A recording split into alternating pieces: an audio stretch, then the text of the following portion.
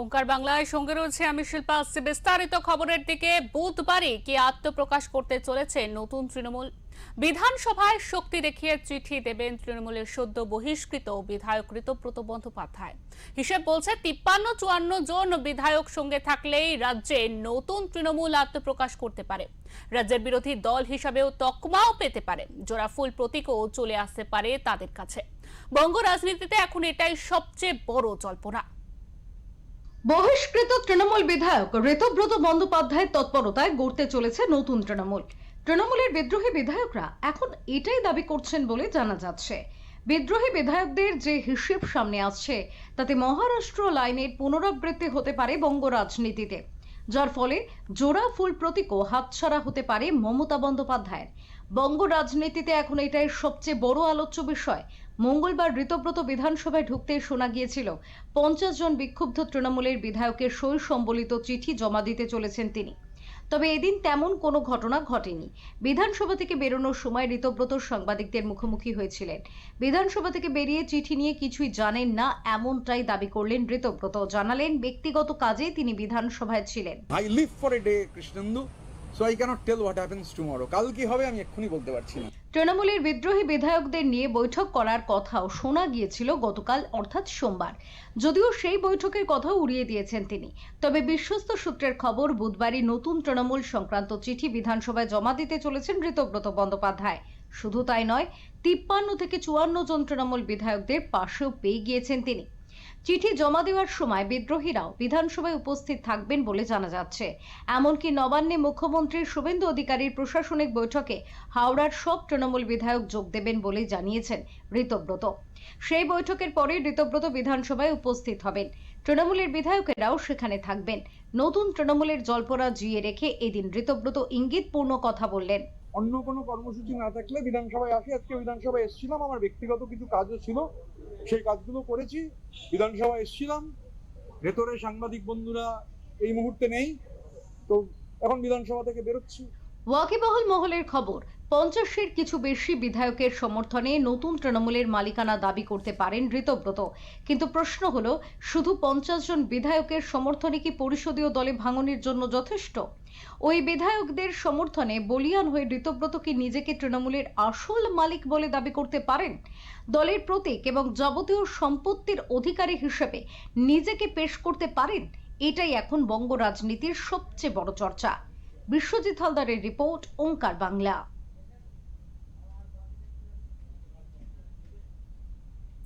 এই মুহূর্তে রাজ্য রাজনীতির সবচেয়ে বড় খবর এবং চমকপ্রদ তা হলো মিশন ঋতব্রত, যার নেতৃত্বে আত্মপ্রকাশ করতে চলেছে নতুন তৃণমূল।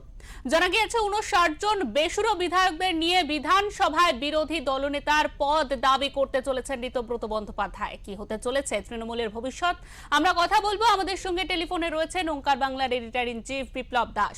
দাদা, 59 জন বিধায়কের সই করা চিঠি নিয়ে বিধানসভায় ঋতব্রত বন্দ্যোপাধ্যায় কি বলবেন? কি হতে চলেছে তৃণমূলের ভবিষ্যৎ?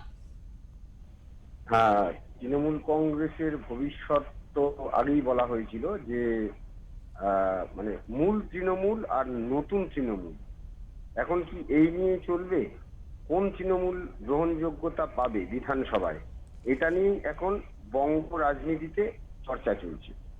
শেষ পর্যন্ত যা খবর তাতে আজকে সকাল পর্যন্ত প্রায় 60 জন বিধায়ক ইতিমধ্যেই স্বাক্ষর করেছেন যে তারা সর্বসম্মতিক্রমে যাকে নির্বাচিত করবেন তাকেই বিধানসভার বিরোধী দলনেতা এবং পরিষদীয় দলনেতা অর্থাৎ চিফ হুইপ যেটা এইগুলো এবং উপনেতা যেটা সেটা তাদের হাতেই থাকবে এবং তাদের সমর্থনেই সেটা হবে। এবার এটা কিন্তু বিধানসভার যে লেজিসলেটিভ যে আইন, একটা পার্লামেন্টারি ল, একটা লেজিসলেটিভ ল। পার্লামেন্টারি ল এর যেরকম আছে তেমন লেজিসলেটিভ ল মানে হচ্ছে বিধানসভার যে আইন, সেই আইন অনুযায়ী এখানে কিন্তু বিরোধী দল হয়, আমরা যেটা বলি রাজনৈতিকগতভাবে কিন্তু কোনো দল হয় না, হচ্ছে বিরোধী বিধায়ক কতজন, সেই বিধায়করা কাকে সমর্থন করবে। হ্যাঁ, তারা কোনো দলের হতে পারে, কিন্তু বিধায়কদের এখানে উপস্থিতি জরুরি, তাদের মতামতটাই হচ্ছে প্রাধান্য পাবে। এখানে কিন্তু কোনো দলের মত প্রাধান্য পাবে না বিধানসভার ক্ষেত্রে।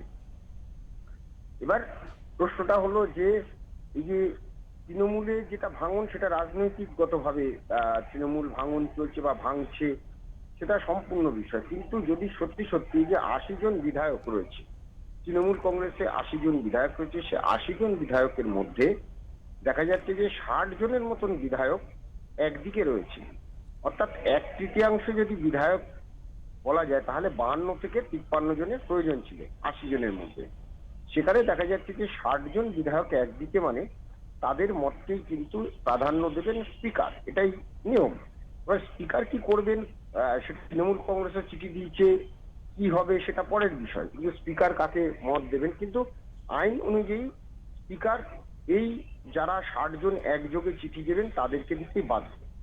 এবারে আসছি যে দ্বিতীয়, তৃণমূল কংগ্রেস প্রথমে চিঠি দিয়েছিল, সেই চিঠি নিয়ে অভিযোগ রয়েছে যে বিধায়করা সই করেছেন তাদের সই নকল, সেটা নিয়ে তদন্ত চলছে বিধানসভার তরফে, সচিবের তরফে সেটা তদন্ত করতে দেওয়া হচ্ছে সিআইডিকে। ফলে ওইটা কিন্তু গ্রাহ্য হচ্ছে না। তৃণমূল কংগ্রেস আবারও নতুন করে একটা চিঠি দিয়েছে, সেই চিঠি আদৌ গ্রহণযোগ্য হবে কিনা, কারণ সেখানে যা জানা যাচ্ছে এখন পর্যন্ত কোনো বিধায়কের সই নেই। তারা দলগতভাবে লিখেছে যে তৃণমূল কংগ্রেস এর নেতৃত্বে এতজন 80 জন বিধায়ক রয়েছে এবং তাদের এই আর কি বিরোধী দলনেতা বা অন্যান্য যে বিরোধী পদ যেগুলো, সেগুলো তাদেরকে দিতে হবে। এটা তো গেলে একদিকে, কিন্তু দ্বিতীয়ত প্রশ্ন যদি রাজনীতিতে আসি, তাহলে দেখা যাচ্ছে যে আমরা যদি একটু 2022 সালে দেখি যে প্রথম যখন মহারাষ্ট্রে যখন নির্বাচন হয়েছিল, বিধানসভা নির্বাচন, তখন সেখানে দেখা গেছিল যে সম্ভবত 2021-এর বা 22-এর নির্বাচনে মহারাষ্ট্রে সেখানে দেখা গেছিল যে শিবসেনা সেখানে কিন্তু কংগ্রেস এবং এনসিপি এই দুই দলের বিরুদ্ধে কিন্তু তারা মত প্রকাশ করে নির্বাচনে লড়েছিল এবং শিবসেনা বরাবরই বিজেপি পন্থী। তো সেই জায়গাটা থেকে হঠাৎ করে নির্বাচনের পরে শিবসেনার উদ্ধব ঠাকুর তার নেতৃত্বে প্রায় 40 জন উদ্ধব ঠাকুর তিনি কি করলেন যে বিজেপি সঙ্গ ছেড়ে তিনি কংগ্রেস এবং এনসিপির সঙ্গে জোট করলেন। ফলে একটা মহা আগারী জোট, এনডিএ বলে একটা জোট তৈরি হলো। সেই জোটে সরকার চলছিল।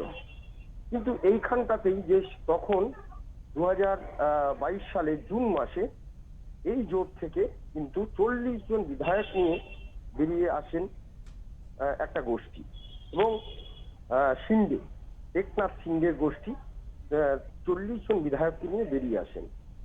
ফলে বিজেপি সেখানে সরকার প্রতিষ্ঠা করে। এরপরে শরদ পাওয়ারের যে এনসিপি, সেই এনসিপিও কিন্তু তার ভাইপো, শরদ পাওয়ারের ভাইপো, সেই তাকে দিয়ে সেই এনসিপিরও কিন্তু ভাঙন ধরিয়ে বিজেপির সঙ্গে তারা জোট করে। এবং যা দেখা যায় তাতে কিন্তু পরবর্তীকালে দেখা যায় যে এই মহা আগারী জোটের যে শিবসেনার যে অংশ, যেটা উদ্ধব ঠাকরের সঙ্গে ছিল, আর একনাথ সিন্ডের যে গোষ্ঠী, তারাই কিন্তু পরবর্তীকালে মূল শিবসেনা, অর্থাৎ তাদের যে দলীয় প্রতীক তীরধনুক, সেটা কিন্তু কোর্টের নির্দেশে তাদের কাছে যায়। এখন এই রাজ্যের ক্ষেত্রে কি হতে পারে, যতক্ষণ না আজকে কি হয়, আজকে বিকেলের দিকে, অর্থাৎ ওই 3টে সাড়ে 3টে নাগাদ দ্বিতীয়ার্ধে বিধানসভায় ঋতব্রত বন্দ্যোপাধ্যায় চিঠি নিয়ে স্পিকারের কাছে জমা দেওয়ার কথা। গতকাল তিনি বিধানসভায় গেছিলেন, কিন্তু গতকাল তিনি যে সমস্ত কথা বলেছিলেন তার মধ্যে অত্যন্ত গুরুত্বপূর্ণ একটি বিষয় ছিল, যেটি ছিল যে কাল কি হবে সেটা তো এখন বলতে পারছি না, কাল কি হবে এটা বলতে পারছি না। অর্থাৎ এই যে কাল কি হবে, অর্থাৎ আজকে কি হবে, সেটাই কিন্তু বঙ্গ রাজনীতির খুব বড় প্রশ্ন। তার সঙ্গে যদি সত্যি সত্যি 60 জনের চিঠি তিনি জমা দেন এবং তারপর যদি স্পিকার তাদেরকে যে বিরোধী দলনেতা বা অন্যান্য যে পদগুলো আছে সেগুলোর পারমিশন দেন, সেক্ষেত্রে কিন্তু তৃণমূল কংগ্রেস কিন্তু সংখ্যালঘু হয়ে পড়বে। ফলত যেটা হবে যে এরপরে তৃণমূল কংগ্রেসের যে প্রতীক, দলীয় প্রতীক, অর্থাৎ ঘাস ফুল, সেই চিহ্ন কার দিকে যাবে সেটা নিয়ে কিন্তু একটা প্রশ্ন চিহ্ন আসবে, এবং সেটা নিয়ে নিশ্চয়ই আবারও কোর্টে মামলা হবে। সেক্ষেত্রে তো কোর্ট বিচার করবে কার দিকে থাকবে ঘাসফুল চিহ্ন।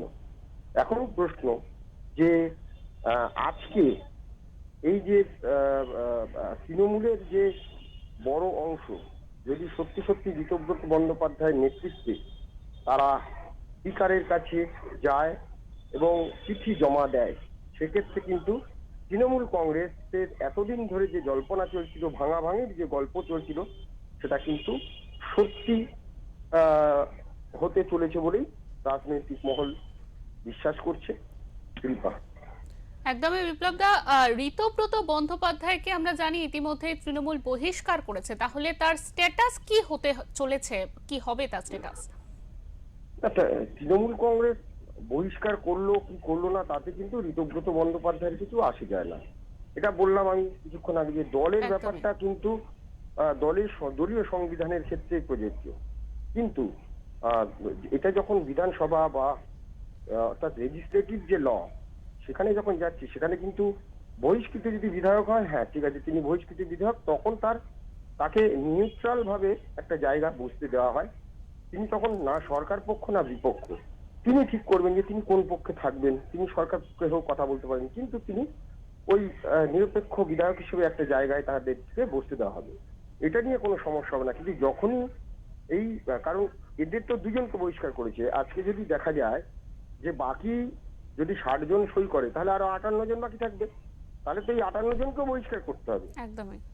আর যদি 58 জনকে বহিষ্কার করে তাহলে কি হবে? তাহলে তো এই 58 জন ওই নতুন ভাবে তারা ওই জায়গাতে বসছে, তো তারা তো বিরোধী বিধায়কের মর্যাদা পাচ্ছে বা বিরোধী দলের মর্যাদা পাচ্ছে। একদমই দাদা, আপনাকে অনেক ধন্যবাদ।